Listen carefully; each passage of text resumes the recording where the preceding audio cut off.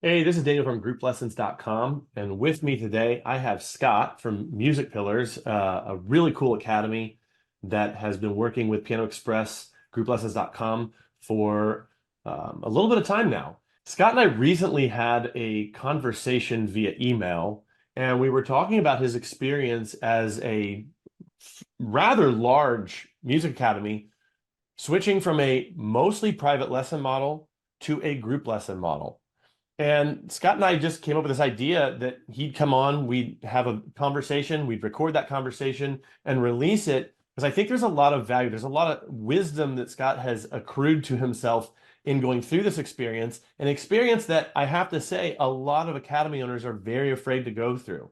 There's this phrase that I use, the bigger the ship, the harder it is to turn. And there's a lot of quote unquote perceived risk that an academy owner has in switching up their programming, and especially switching to programming that is perhaps unfamiliar to parents. So, Scott, really appreciate you coming on. I'm really looking forward to this conversation. Maybe a really good way to start would just be to kind of introduce yourself, maybe fill in some of the details that I didn't give here in the opening, the introduction, talk a little bit about your academy, just to give people a sense of you and the business that you built. Sure. Yeah. There's certainly many studios larger than us. And of course, there's certainly studios smaller than us. Between all of our programs, we teach about 300 students. We just passed May 2024, and that was the 10-year mark of being open for us. I'm also a general music teacher. Of your academy, can you tell us a little bit about or what instruments you offer and maybe even programming? Like, do you do preschool classes, stuff like that? Again, I think that just helps dimensionalize what it is that you all are doing. Yeah. So we do piano, voice guitar, drums, and bass guitar for the instruments. We have not added strings or woodwinds here intentionally. It took a while for us to be good at each of those instruments I just listed for you. Mhm. Um, and there's the difference between offering it and being good at it. And so it took us a while to get good at each of those. We also run a musical theater program. And so in that case, both our music program and our theater program overlap. So a lot of our vocal students will sing in our shows. We Mm. just finished Beauty and the Beast, and quite a few of our piano players will play in the orchestra. We did used to teach 3 and 4-year-olds. And I think it is hard to be good at everything. So I intentionally made the decision to not continue doing those classes and to start students roughly when they can approach Piano Express's level 1. Uh, Mm. and so there are some 5-year-olds. Occasionally, there's a 4-year-old that is ready for that, that's able to sit and be focused. But usually they're entering first grade. Usually, not always, not always. Usually they're first graders. What originally led you to consider a group lesson model? Was there a problem you were experiencing? Was there frustration you had in the business? Was it just an opportunity thing for you? I'm curious what led you to the model. Yeah, so that was actually a lot of painful reflection on hitting 10 years. So I began looking for other ways to run a better program about 7.5 years ago, 8 years ago. I would pour my heart and soul into them, and I would do their lessons and I would send them home. And then I would do in their lesson, I would do videos of me playing it, and I would send them YouTube links, and I would send da da da da da da.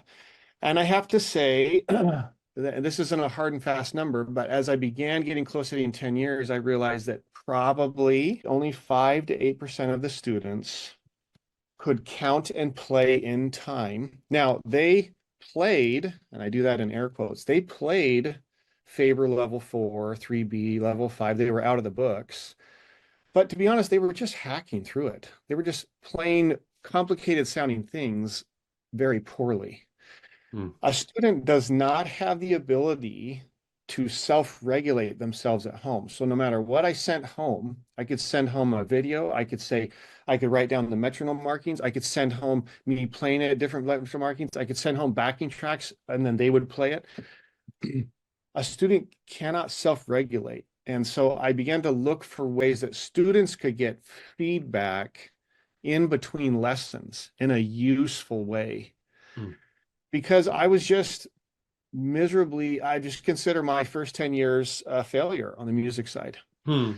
Um, and I realize people listening to this may, do the math of 300 students and go, wow, if only. But I really did not consider what we did to be successful. Certainly, I mean, we had kids playing Carnegie Hall. We had of course, every studio at this size has those kids. They have their Sure. show ponies. Everybody has their show ponies. But I'm talking about the bread and butter students. I'm talking about The the no average student. every Yeah. day. I'm talking about the average student. It was just a total failure. So Okay.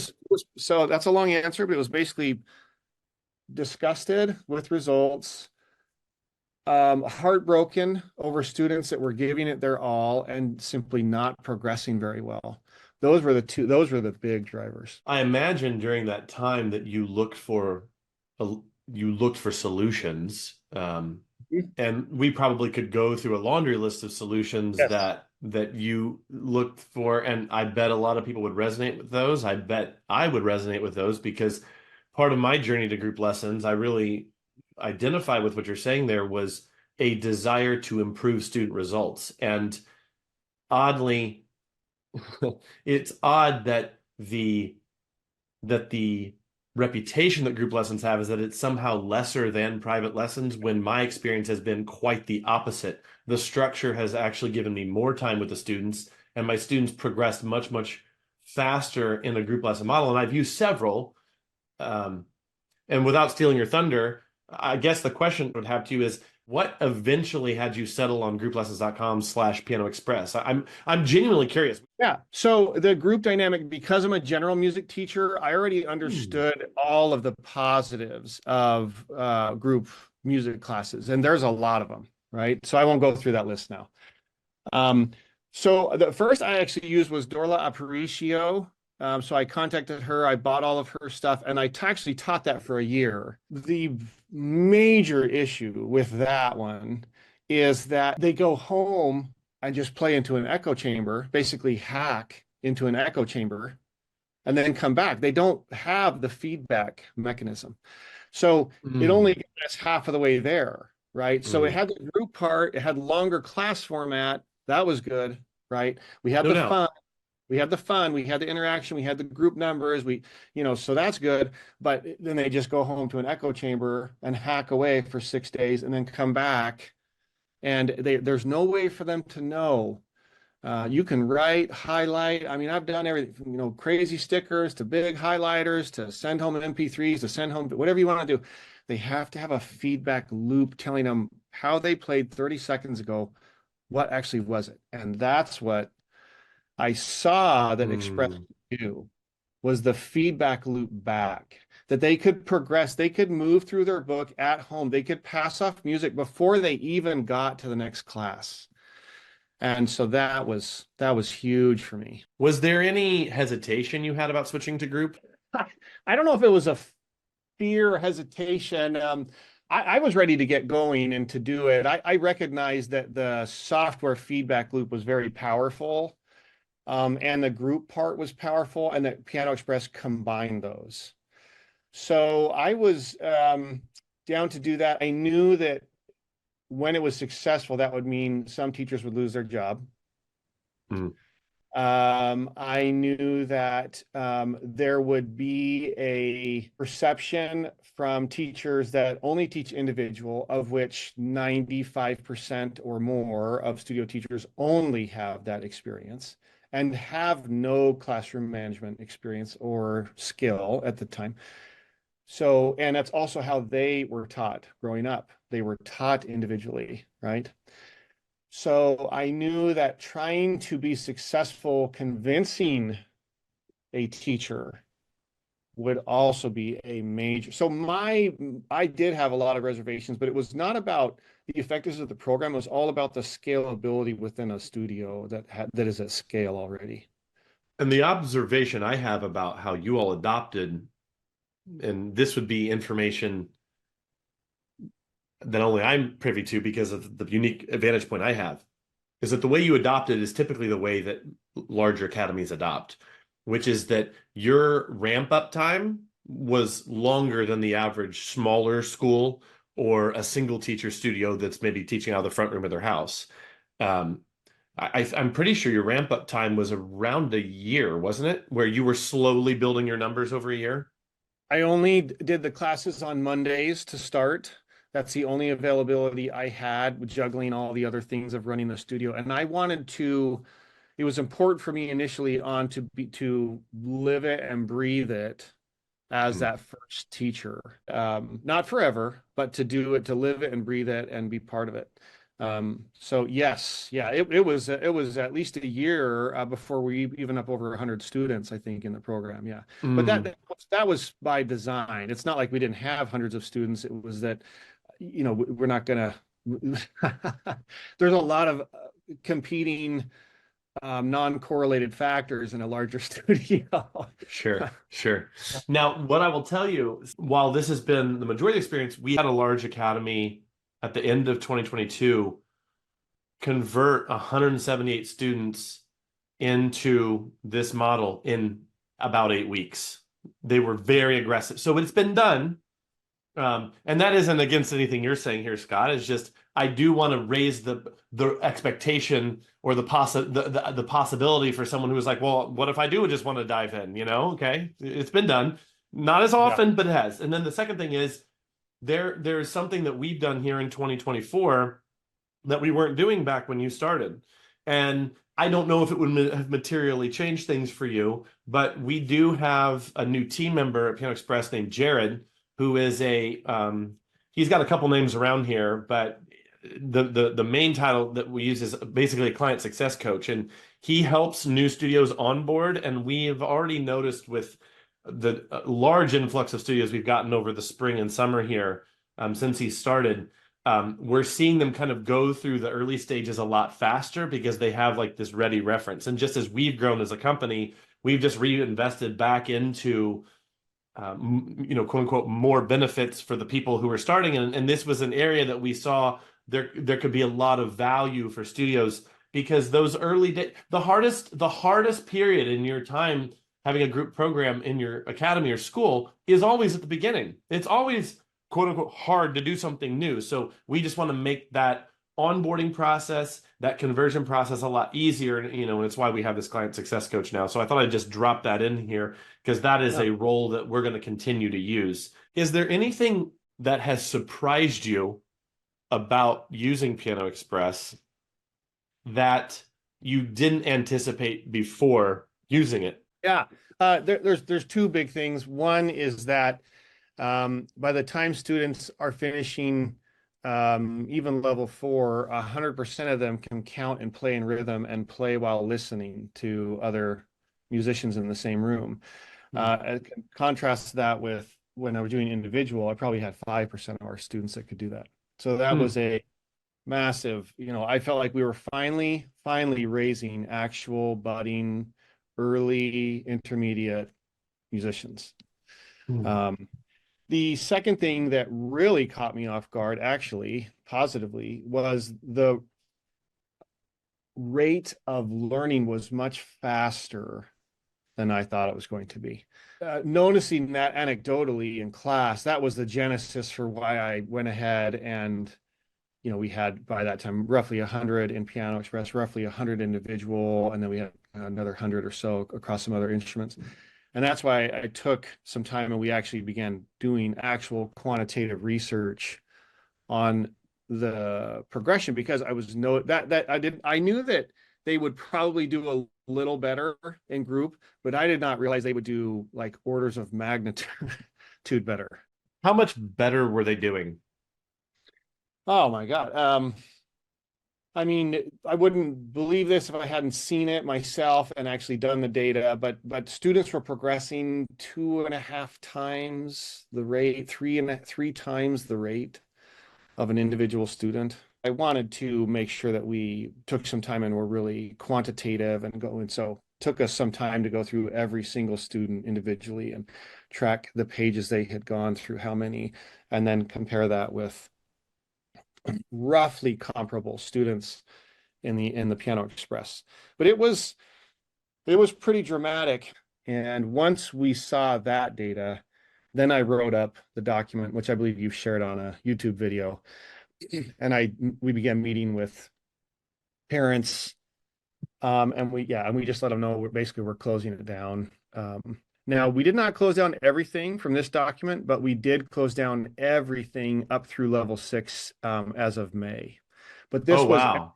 this was everybody 2B and below. In that process, we did lose individual students, and I did my best. In fact, I even forwarded you some of the emails that I think are good for teachers to see. That there were some parents that, honest to God, just really do feel like, and they would say, well, since you're unwilling to help, my child any further. And this is after I'd had like a 35-minute conversation, and given them the data and shown them the results and shown them their own child's results. And, so that part was tough. Yeah. And I don't know exactly what the numbers were on that. Over the years, I have helped somewhere between 500 to 600 studios convert to group lessons since 2017. And even in my own studio, I didn't have perfect conversion. I had a parent that was very stubborn. She knew better than me, like that sort of thing. And Yeah. and just refused to put her kids in what was clearly a better structure. And Yeah. so they left. Yeah. Here's the truth. Here's the truth. The people I've said this over and over again, but I think it bears repeating because someone will find this video and they'll never heard another video of mine. And this is just so important to hear. The hardest people to convince will be the people you're currently working with because humans are resistant to change and they've been used to experiencing you in the way that they currently have. New people coming in will not be nearly as resistant. And this is what I found, and this is what I've found in academies that I've worked with over the years, is that new people coming in are way more open to what you're doing, and they're way more open to seeing that data and to seeing the possibilities for their kids. And so sometimes there does have to be a little creative destruction to Yes. create a better possible future. Yes. I would agree with that and have experienced that myself. Every single parent that was a musician had zero issues with it because I just went down the list musically about why. Rhythm, counting, learning to play while listening. You just go through the musical items that a parent that has grown up and has played an instrument. It's very straightforward. The only parents that I lost were ones that would readily admit, I don't have any background in this. I don't know anything about music, and I found that baffling. I just thought, I got to get better at being convincing because I cannot believe that this parent that does not know anything, couldn't find middle C on the piano, somehow knows the best way to teach their child. But I had the conversation enough that I realized it's part of how it goes. One of the misconceptions sometimes with musical parents, but it doesn't take too long to go through, is that a child that can quote unquote play, again, air quotes, can play a Clementi sonata very poorly, cannot pass level 4 typically when they sit down. They cannot sight read and play in time, even song 8. And so the child, I've had this happen, the child in that initial assessment, as I explained where I'd like to go with them, they're in tears. They are frustrated. So I have learned to describe that to them and to their parents beforehand. I will say there is a misconception you need to understand. When you look at a Haydn sonata, you see 16th notes, you see a lot of bars of music. They're not playing it well. You, parent, and I know that, both musically, okay? But they're hacking through it. Now, if we go and have them try to play level 4 or 5, the music, quote unquote, is easy, right? So your child, and I'll tell the child, this music is going to look easy to you because it is easier than what you are playing. What is going to be frustrating for you is that you don't count. And that is really hard to realize. And you're going to find that the software is really brutal on you because it doesn't really care who you are. Um, it doesn't care. It's just a machine, you know. So I've had to try to do that some, and that's been helpful. And because the tears do come from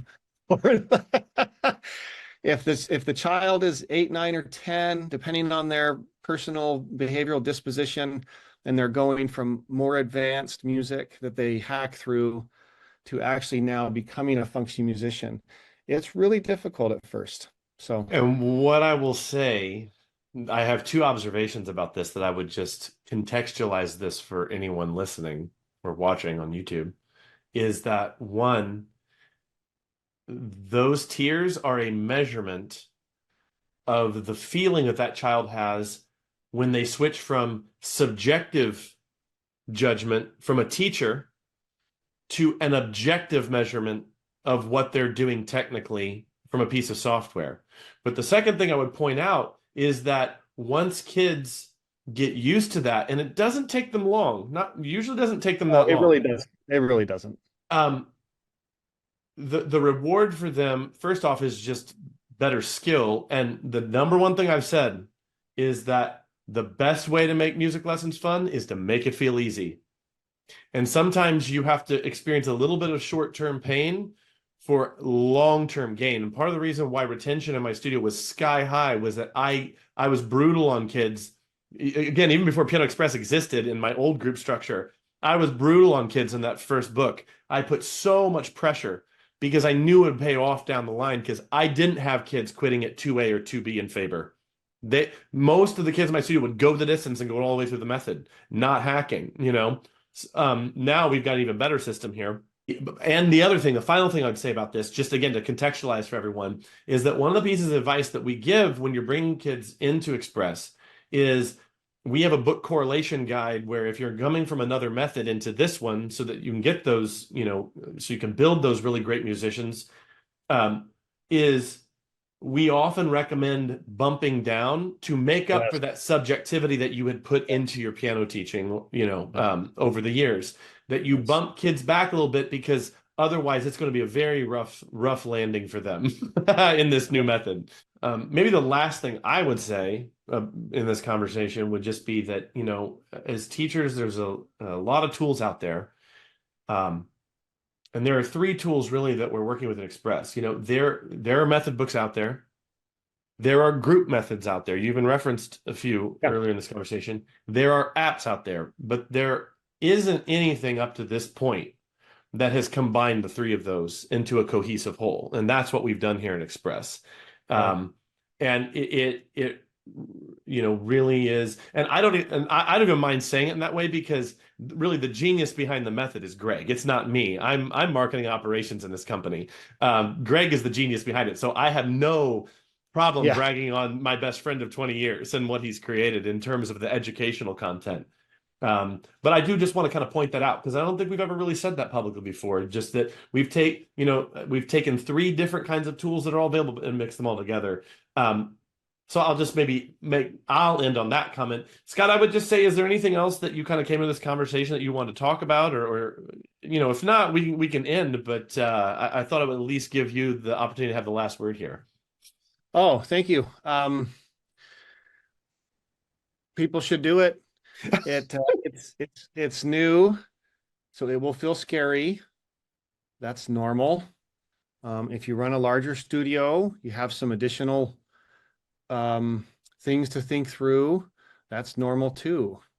I think that for me, what I would like to share in closing, and it will be helpful to some teachers, is that for the most part, we, and certainly I got into this because of the connection and beauty that is to teach a child music, and we want to give them the best that we can. As I began having conversations with parents, some of which did not pan out the way I wanted to, at the core of this, I am doing what is best for their child, period.